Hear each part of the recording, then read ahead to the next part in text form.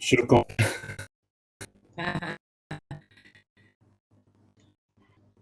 Okay, we're ready to go, Heidi? Yes, we're all ready to go. Right, thanks everyone, and welcome to the NBAA finale of the year. My name is Margaret McClelland. I'm General Manager of Melbourne's North Food Group, and I'm delighted to be here and welcome you into the best breakout room this morning. That's all I can tell you. And the guests we have this morning is brilliant. We've got Daniel from Pitcher Partner and Adam Phillips from OET. So we've got two experts on some of the questions I'm going to ask this morning. So thank you very much, Daniel and Adam, for being here with us this morning. Pleasure. Thank you. Great. And I can see we've got a few in here this morning. So thank you so much again, as I said, for being here. So we're going to talk all things economy, all things, I guess, post-COVID. So if I could, we are waiting for one other presenter, but if you know, he doesn't, isn't able to get in, we will continue on. And please let me know if you've got any questions at all. Put that in the chat and we can come back to our panel and ask those questions. So I guess I'll start with you, Daniel. You know, where do you see things all headed in terms of the economy in 2022? Yeah, great question. I think the most simple way to summarise this is we're all running in the same race, but depending on how our 2020 and 2021s have gone, we're starting the race from different positions. I think it's a great time to be involved in some of the federal government identified key industries, particularly where they've committed significant monies through Manufacturing Modernisation Initiative. So that's our food industries, medical, recycling. And more recently, of course, the $1 billion that's going towards the EV production. So great time to be in those sort of industries, and particularly if you have that reserve and hunger to expand and improve your business, now's the time. For the middle market that Pitcher Partners specialise in, there's not a lot of reserves sitting in the banks at the moment because we've been focused on paying payrolls and paying rent. But it may be the time to take on partners and really look to grow. More broadly through the rest of the industry, for those of us that are attending today that are walking through the city at the moment, vacancies are really high, both in the commercial and the residential spaces. I can see that landlords are really feeling a deep pinch here. But conversely, out in the suburbs, you know, real estate seems to be really booming, and good luck trying to find a commercial lease at the moment in those ring suburbs as well. So it really does come down to how we've gone the last couple of years, and then where it goes to from here. Brilliant. Thanks, Daniel. And you know, some of the things that you've noted on here, and something I'm quite surprised with your last comment on commercial leases. I thought it would be the complete opposite, getting people back into the office, that there would be an array of different commercial leasing available. And, you know, a lot of companies thinking they're going to get, you know, bargain basement, lease deals. So that's not the case. No, well, when COVID commenced, we were talking to our clients and really saying that this is about being upfront and having the conversation with your landlord from the start. And particularly where there's, you know, a longer lease remaining, if the landlord's willing to work with you and support you through this time, they may well have a really appreciative tenant on a longer term basis as well. I think that we're seeing businesses moving out of the CBD itself. For example, Australia Post are moving into a new purpose-built facility in Richmond. So those fringe suburbs are starting to become a little bit more attractive. I think that there will always be a demand for city rent, but it may be that the landlord needs to have a really good think about how much am I willing to dig my toes in to get that maximum price. Yeah, fantastic. Thank you, Daniel. Really appreciate that. Adam, Margaret, yes, sorry, I might just add to Daniel's comment, if that's all right. Yeah, yes, thank you. Because I really resonates with what Daniel said. I can really agree with what Daniel said, and strikes a note with me because OET is the occupational English test. It's our business is helping aspirational healthcare workers, migrant aspirational healthcare workers, move to different countries, and we assess their healthcare. Most of our business is done internationally, and so we deal a lot with Europe. And what we're seeing, and so Daniel said, well, what you've experienced in 2020, 21 is going to move into 2022. I think that's exactly true, because while I feel the environment here and the energy in the market is a lot more positive as we head into the summer months and the festive seasons. Speaking with my colleagues in Europe who are heading into that winter season, and with the new strain of COVID, they're going into a feeling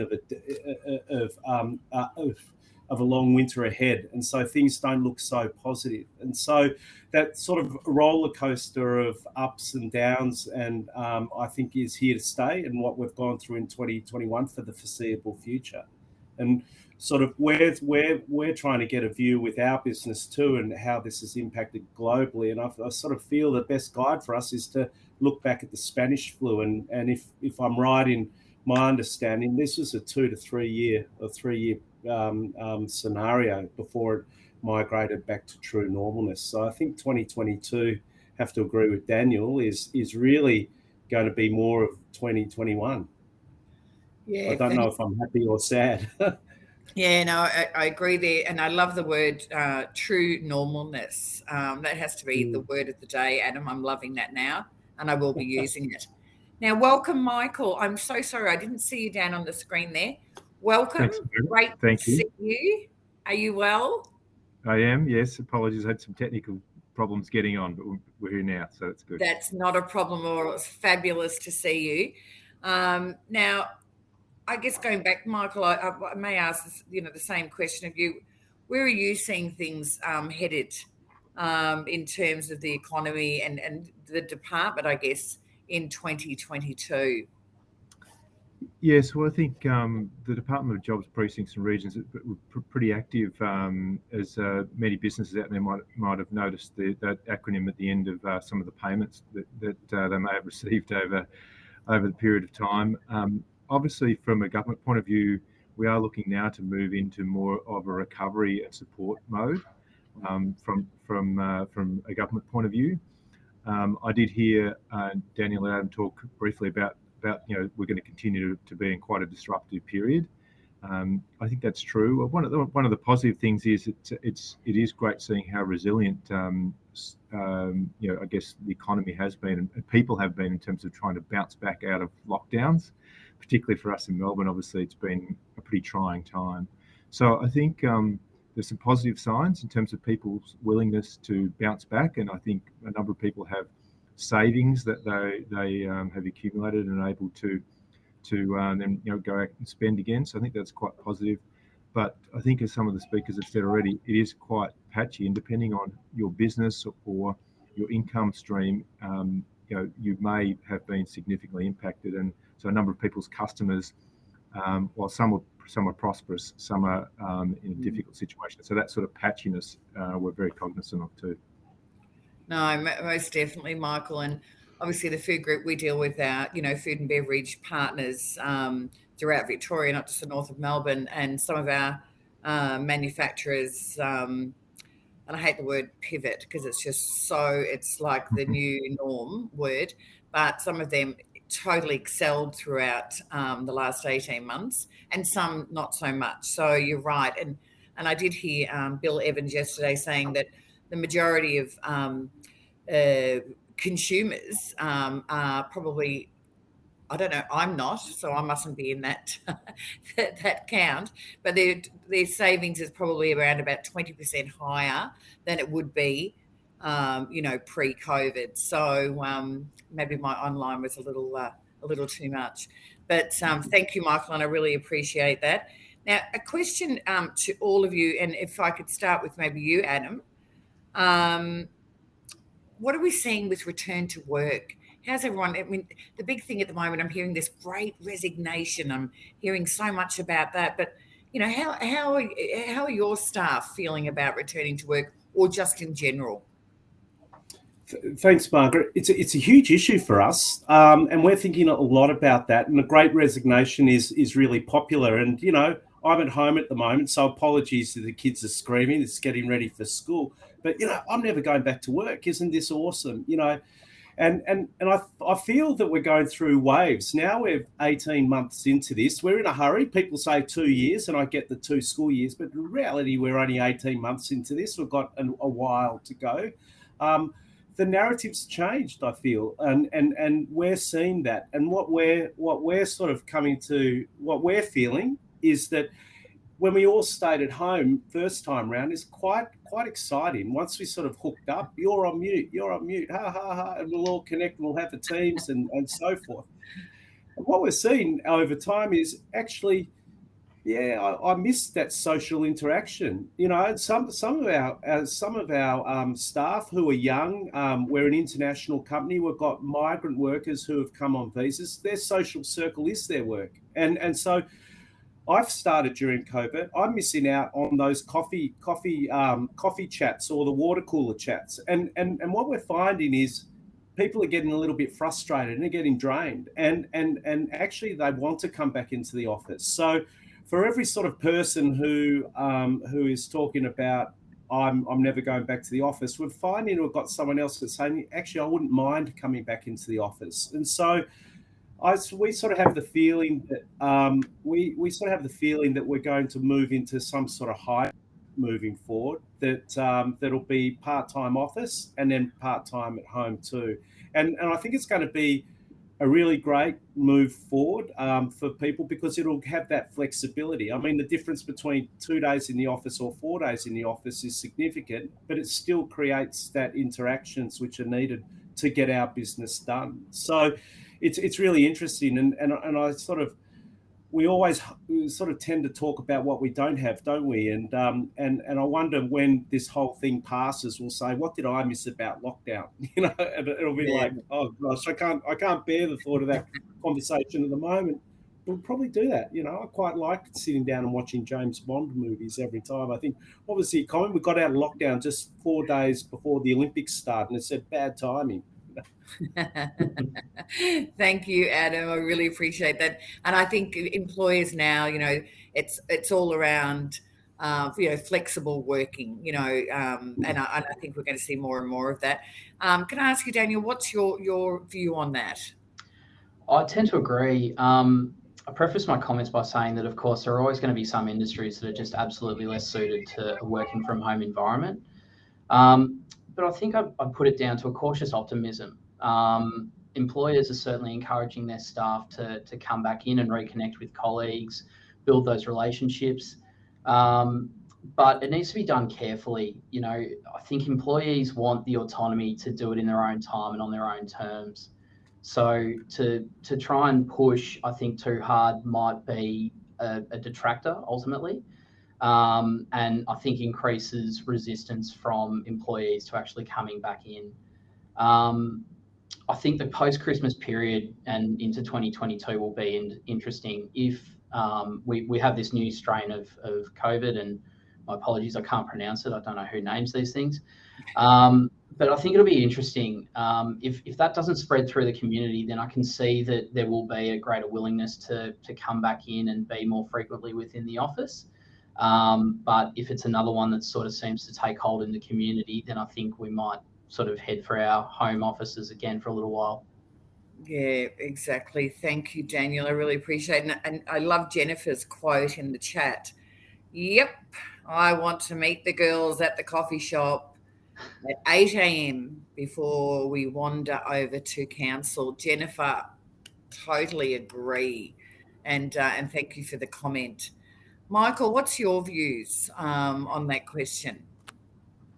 Yes, Margaret, I agree very much with the comments that both Adam and Daniel have made. I think that's our view as well. Certainly from a government point of view, there are a lot of employees at a state government level that are based around the city and also suburban areas. So there's been lots of encouragement from a lot of stakeholders to get people back to work to support particularly people in the city. And at this point in time, the approach has been a softly approach, which is, I think, appropriate at the moment. And after Christmas, I think there'll be more encouragement to get people back, and probably people will be looking at around 3 days a week in the office, whereas previously it was pretty much, the 5 days a week. So I think that flexibility we're seeing across, the private sector, we're seeing across government, and hopefully, new variants of COVID aside, we can all settle at something that meets everybody's needs. Absolutely. No, thank you. And so Michael, you're CBD, Daniel, you're CBD, Adam, you're working home, correct? Yeah, but our office CBD, so very much in line with Michael's comments. Okay. I'm actually suburban based, so I'm in Sunshine today. Oh, you're at Sunshine, Michael. Yeah, Okay, Sunshine fantastic. and our offices are. Okay, yeah, which is around the corner from ours at La Trobe, so which is great at the university. So Daniel, tell me, driving into the city today, I did drive from East Melbourne yesterday at around about 7:30 p.m. and it took me an hour and a half to get home. I thought that was really quite bizarre weather, I'm sure. But driving in this morning, was it bumper to bumper or was it an easy ride? Well, I actually took the train in, so there was space to get a seat on the train, but there was also plenty of trades on the train heading into job sites in the city. But my girlfriend flew to Sydney last night and had exactly the same experience. Got onto the wrong lane at the airport and then spent about an hour and a half trying to get over the Westgate Bridge and completely missed her flight. Oh, no. And you would have seen lots of tradies at the time you had to get in this morning, Daniel. Yes.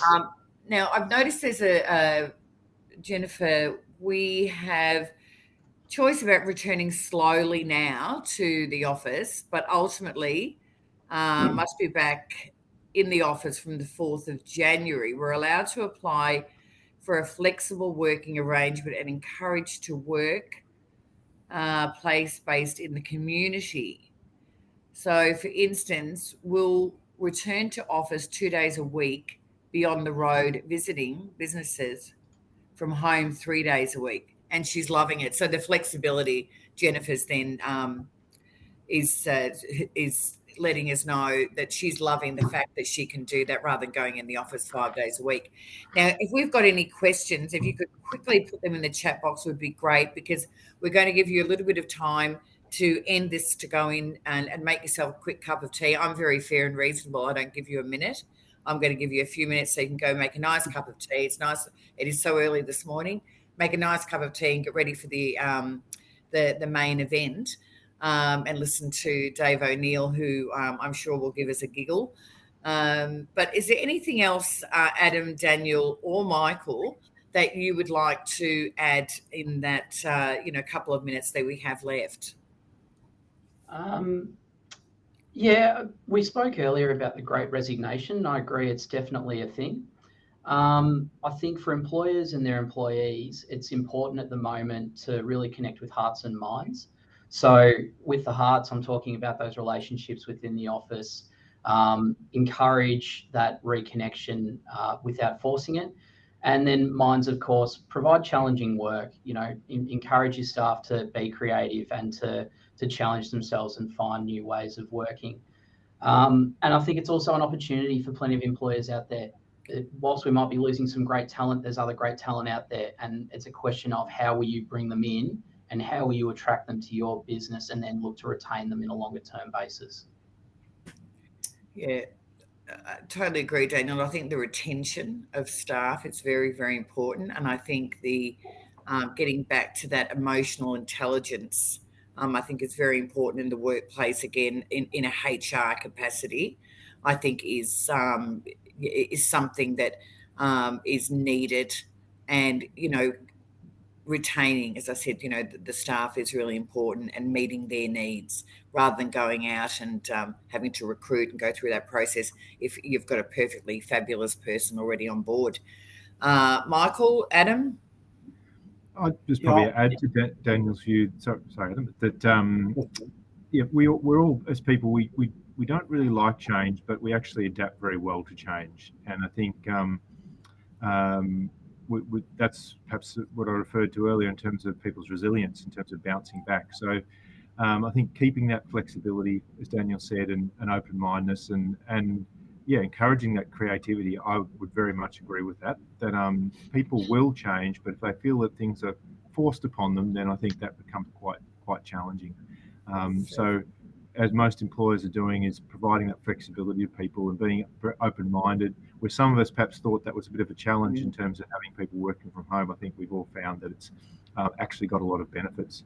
So encouraging flexibility, encouraging creativity is, I think, a really important thing to take out of this. Fantastic. Thank you very much, Michael. Adam? Yeah, I mean, I just agree with the speakers. I'm really conscious of, and we think a lot about the changing narrative and how we're migrating through this over time.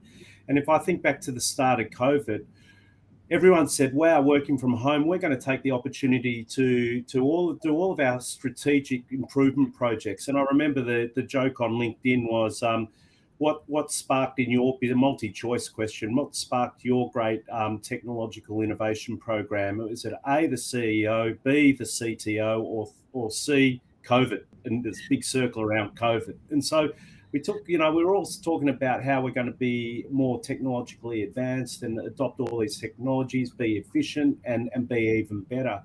And I think the conversation now is one that's changed to resilience, and one of how we deal with people who are exhausted and feeling sort of overworked and just exhausted from the sheer sort of longness of this pandemic. And I think now the opportunity or the requirement of employers to sort of combat the great resignation is now to be even more connected to their employees than they've ever been before. And so how can we as employers, how can we, and I'll talk about our business, sort of really connect to our staff and make them feel empowered and give them meaningful work that they really enjoy coming to work and don't feel that exhaustion that COVID's brought on.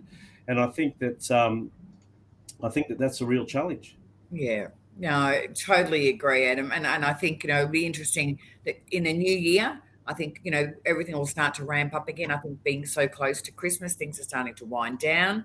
I think we'll see then some great movement around about sort of the February, March, getting back some sort of normality. But gentlemen, thank you so much. I'm going to let everyone go and have a quick cup of tea if they get a chance. But thank you everyone for joining us this morning. I've noticed when I've looked at who has attended, we got the cream of the crop. Can I tell you, we've got some talent in this room. So thank you so much. Really appreciate your time. Go and enjoy the awards. And again, Michael, Daniel, Adam, really appreciate your time, and everyone else who attended. Thank you. Thank you very much. Thank you.